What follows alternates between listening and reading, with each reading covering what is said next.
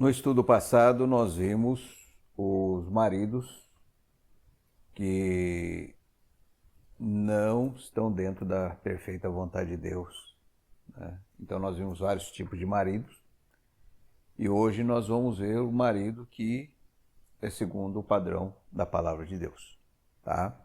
Abram em Efésios 5:25 em diante, até o 33. Maridos, amai vossa mulher, como também Cristo amou a igreja e a si mesmo se entregou por ela, para que a santificasse, tendo-a purificado por meio da lavagem de água pela palavra, para apresentar a si mesma a igreja gloriosa, sem mácula, nem ruga, nem coisa semelhante, porém santa e sem defeito. Assim também os maridos devem amar a sua mulher como o próprio corpo. Quem ama a esposa, a si mesmo se ama. Porque ninguém jamais odiou a própria carne, antes a alimenta e dela cuida, como também Cristo faz com a igreja, porque somos membros do seu corpo. Eis porque deixará o homem seu pai e a sua mãe, e se unirá à sua mulher, se tornarão os dois uma só carne. Grande é esse mistério, mas eu me refiro a Cristo e à igreja. Não obstante cada um dê per si, também ame a própria esposa como a si mesmo, e a esposa respeite ao marido, né? Nós vemos aqui que existem 3 tipos de amor na língua grega, que foi escrito a Bíblia no original do Novo Testamento. Tem o tipo de amor eros, que é o amor carnal, sexual, que deu origem à palavra erotismo. O amor filéu, que é o amor amizade, o amor eu gosto de fulano, eu gosto de ciclano, né? Que deu origem à palavra na nossa língua filantropia. É um filantropo, aquele que faz bem para o seu próximo, tá? E existe o amor ágape. O amor ágape é o amor que se avalia pelo sacrifício, tá? É o amor de Deus. Então, quando aqui nós pegamos no original grego, como foi escrita a Bíblia, nós olhamos aqui, e aqui quando diz, maridos, amai a vossa mulher, aqui não fala para o marido amar a mulher nem com amor eros, nem com amor filéu. O amor que a palavra de Deus orienta os maridos a amarem suas esposas é o amor ágape, o amor de Deus, o amor que se avalia pelo sacrifício. É só nós olharmos o que Deus fez por nós e tirarmos o exemplo, né? Ele nos amou de tal maneira que veio ao nosso encontro. Ele não nos amou, aliás, ele nos amou apesar de nós mesmos. Apesar das nossas dificuldades, apesar das nossas carências, ele mesmo assim nos amou. É o amor sacrificial, né? Então, se nós formos olhar dessa maneira, o marido de Deus realmente, em relação à sua esposa, ele vai estar se submetendo à cruz diariamente, diante de Deus, perante ela, tá? Quando nós pensamos em liderança, a liderança do ponto de vista do reino de Deus é completamente diferente da liderança que o mundo impõe por aí. Foi quando aqueles 2 irmãos, intercedendo, tendo a intercessão da mamãe, né? Já havia a intercessão de Maria naquela época, foram interceder para Jesus se João e Tiago podiam sentar-se no reino dele, uma à direita e outra à esquerda, né? Então foi onde Jesus falou que no reino dos homens, né, aquele que está na liderança, ele tem total controle sobre aqueles que estão debaixo da sua liderança. Em relação ao reino de Deus, aquele que mais serve, né, é aquele que realmente está exercendo a liderança do ponto de vista de Deus, né? Então, o marido, na verdade, dentro de casa, como Jesus mesmo, quando veio ao mundo, ele tem uma fala que ele diz assim: eu não vim para ser servido, Eu vim para servir, né? Tanto é que a disposição do Filho de Deus é sempre essa. Ser servil, está servindo o próximo. Porque o amor verdadeiro, ele serve sem pensar em si mesmo. Ele serve visando o bem daquele que está ao seu lado, né? É assim que o marido tem que se comportar em relação à esposa, né? Ele tem que estar servindo a ela, né? Cuidando dela. E quanto mais ele servir, quanto mais ele submeter, parece que ele vai perder a autoridade, né? Ele vai estar ganhando a autoridade perante a esposa e perante os filhos, né? Então, não é aquela liderança imposta como nós vimos nos maridos anteriores, como marido tipo César, né? Mas é aquela história, liderança não se impõe, liderança se ganha pelas atitudes, né? Então, você pode impor uma liderança e você ter uma aparente obediência, como é o caso lá do marido César. Ou você pode ter uma liderança que seja liderança, sem imposição, mas naquela perspectiva de estar servindo, né? De estar submetendo à cruz, de estar procurando o bem da esposa, né? Se for olhar daquele ponto de vista, ninguém deve casar para ser feliz, deve casar para fazer feliz. Porque ser feliz entra no amor egocêntrico, no amor humano, no amor que não está dentro da perspectiva da palavra de Deus. O amor, o tipo fazer feliz, quer dizer, você não está pensando em você, você está pensando na pessoa que está do seu lado, tá?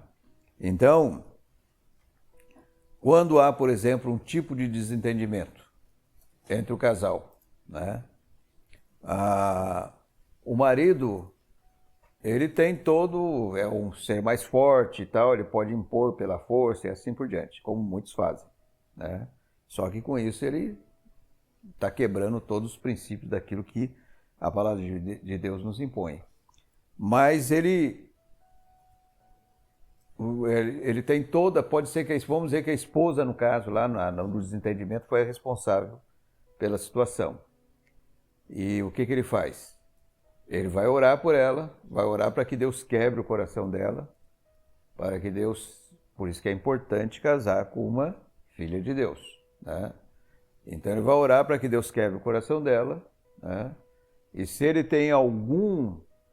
teve uma reação ruim em relação à reação dela, à atitude dela, embora ela esteja, ela que foi a causadora daquela situação, ele deve ser o primeiro a chegar diante dela e falar, me perdoe, tá?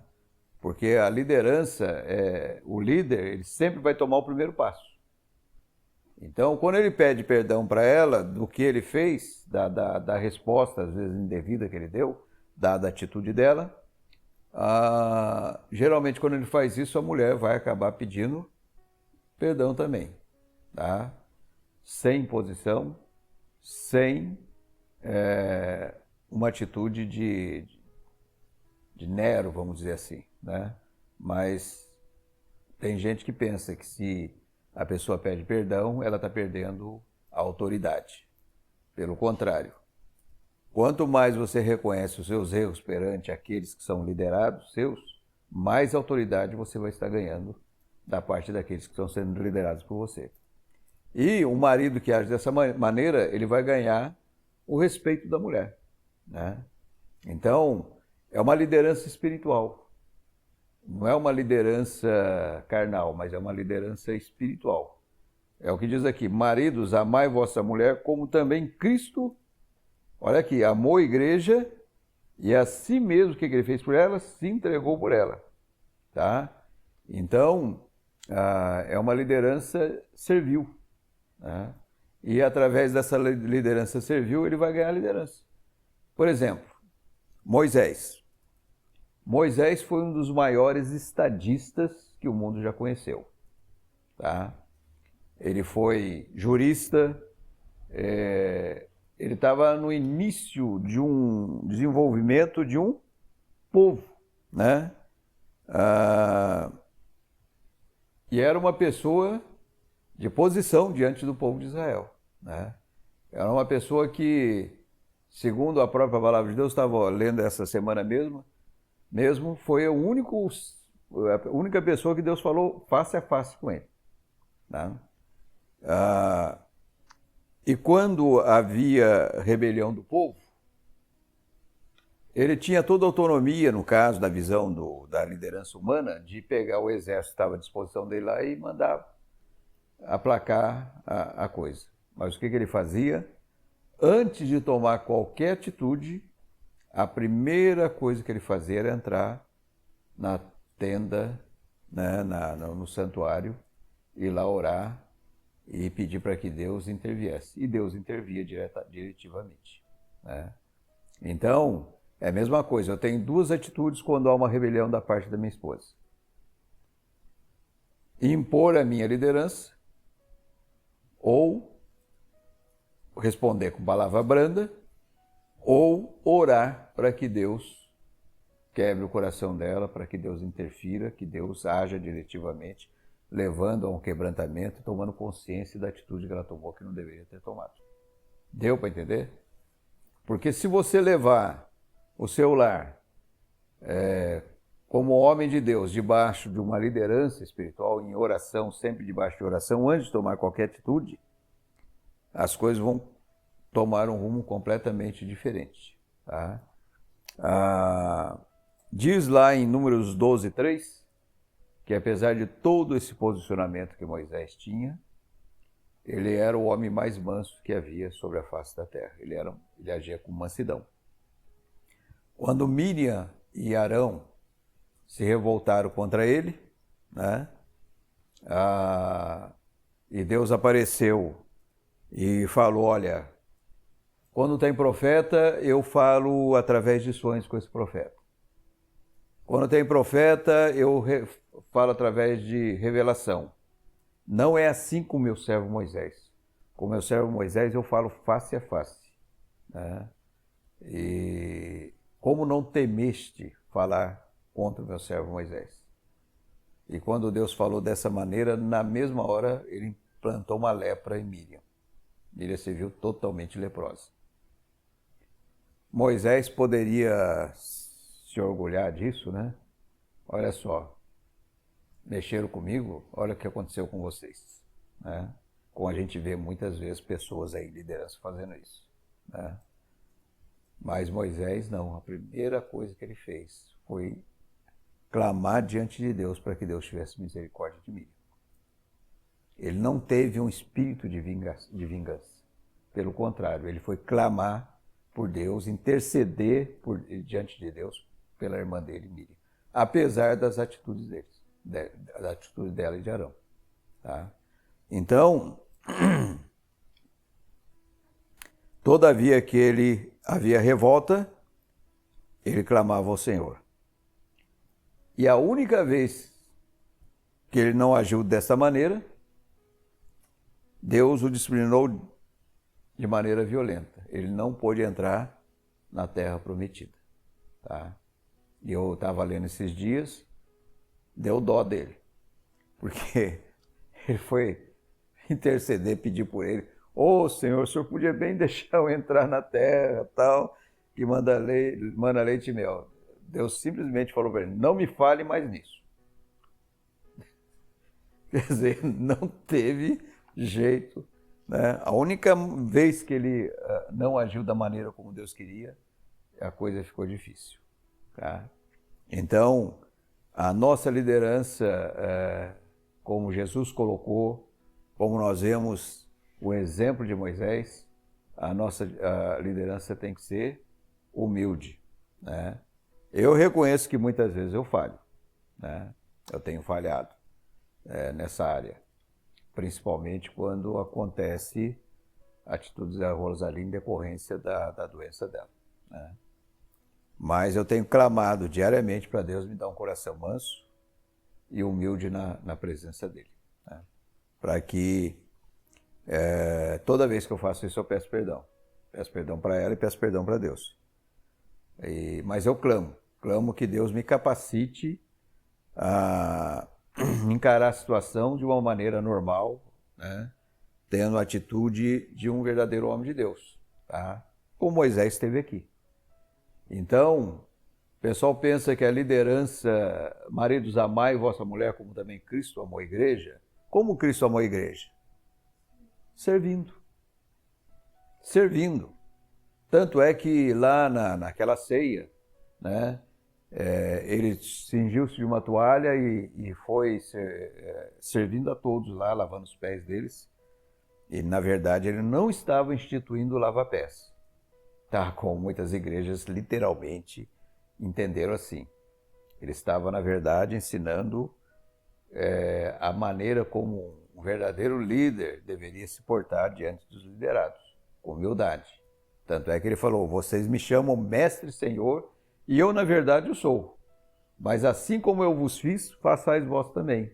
Quer dizer, hajam com humildade, não como um espírito orgulhoso em qualquer liderança. Tá? Então, qualquer pastor que lidere uma igreja com esse tipo de espírito, né, ele vai ter o respeito das ovelhas. Como se ele lidera a casa dele dessa maneira, ele vai ter o respeito da esposa e dos filhos. Pode ter certeza disso. E não vai ser uma obediência aparente, vai ser uma obediência real, porque há o respeito. As pessoas se submetem de uma maneira clara quando respeitam aquela pessoa que está na liderança. Deu para entender? Então, em primeiro lugar, eu poderia entrar em vários detalhes, mas eu gosto de dar o princípio em si, né? Se eu enfiar muita coisa, muito detalhe, no fim acaba não sabendo o que fazer. Mas eu gosto de colocar o princípio em geral para que você aprenda a agir de maneira específica e clara dentro daquilo que for acontecendo ao longo do seu relacionamento. Um dia, quando você for casado, no caso aqui, o Nicolas, né? O Daniel já está tendo a experiência dele, tá? Então, é dessa maneira que você vai ganhando o respeito e a submissão daqueles que estão debaixo da sua liderança. Aí fala aqui também, Cristo submeteu à cruz, né? Maridos, amai a vossa mulher, como também Cristo amou a igreja e a si mesmo se entregou por ela. Aí ele fala assim, para que a santificasse, tendo-a purificado por meio da lavagem de água pela palavra, para apresentar a si mesmo igreja gloriosa, sem mácula, nem ruga, nem coisa semelhante, porém santa e sem defeito.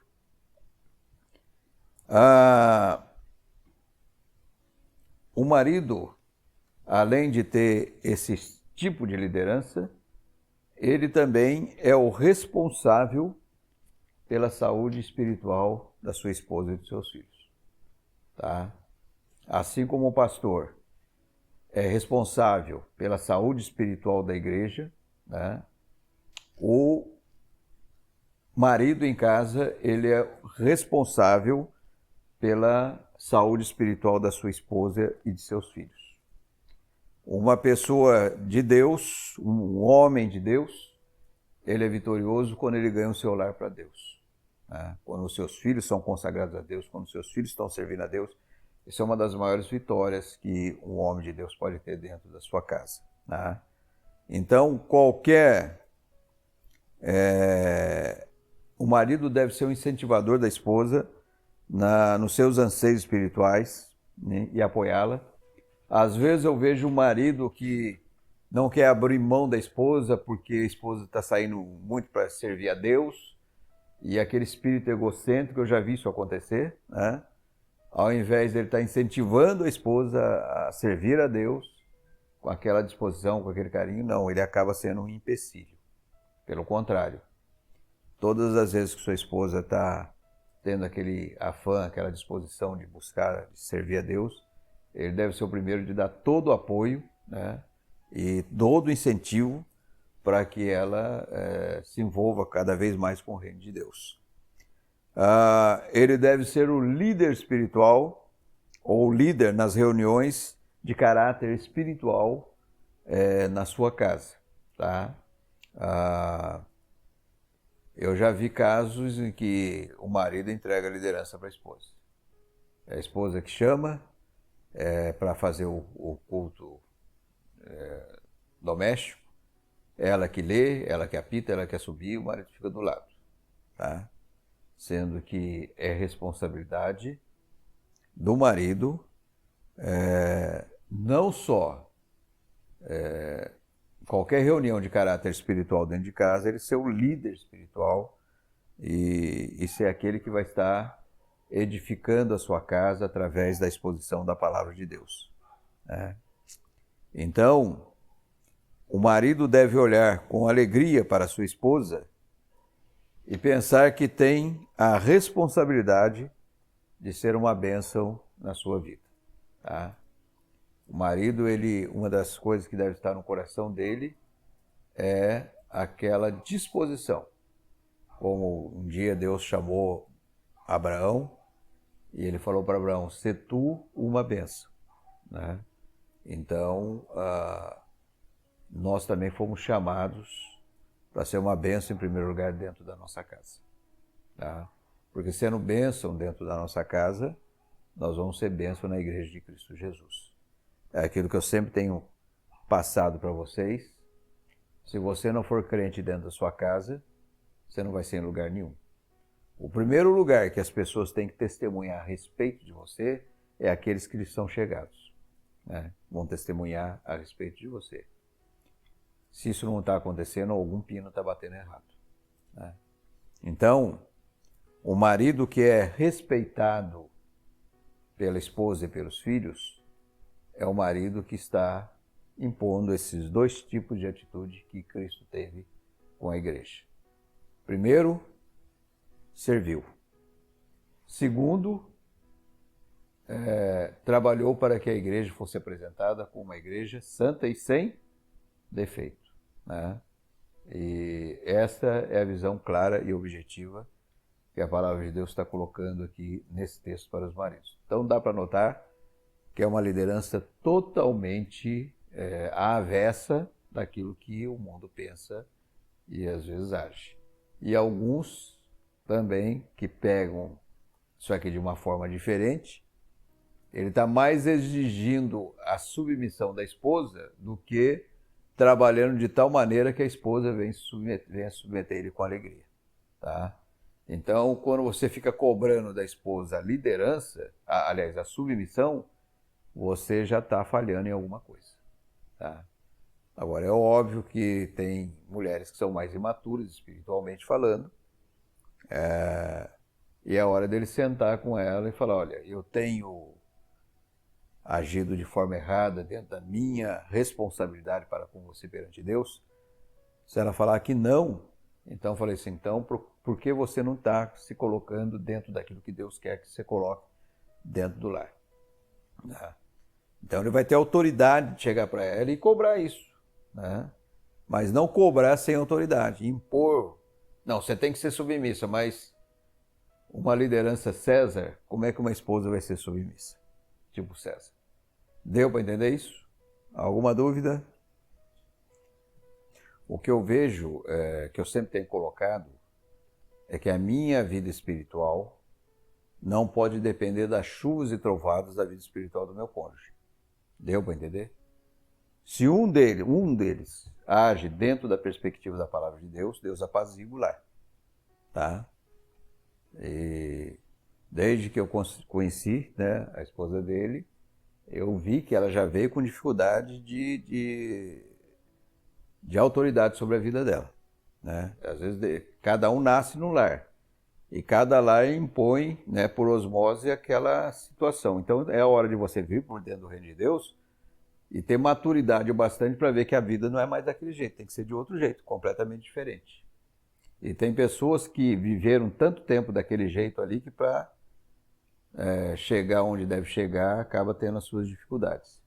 Mas a palavra de Deus tem sido vitoriosa nesse sentido, né? Então, por quê? Porque é a palavra de Deus.